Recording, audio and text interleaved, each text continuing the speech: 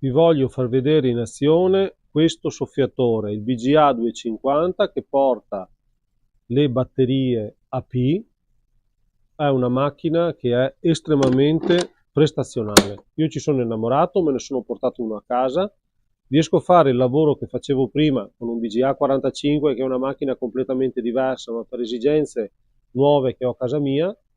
In pochissimi minuti faccio il lavoro di un'ora. Quindi questa qui, per chi vuole sbrigarsi in poco tempo e che è disposto a spendere un po' di soldini in più, ha un alleato che è insostituibile.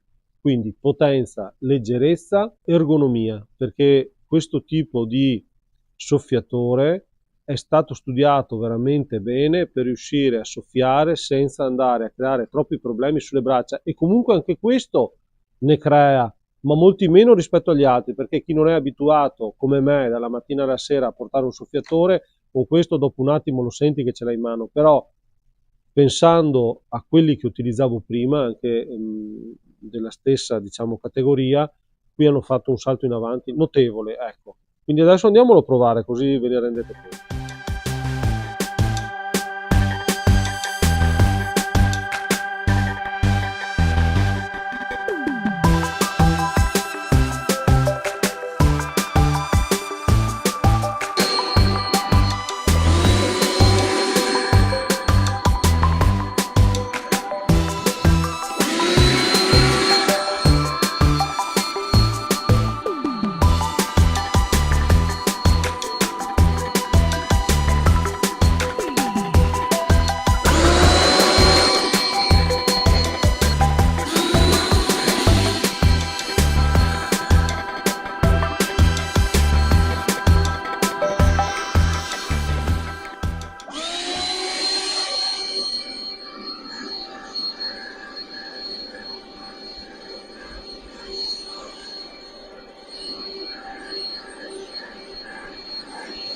E quindi avete visto in definitiva un soffiatore che in poco tempo fa tantissimo lavoro.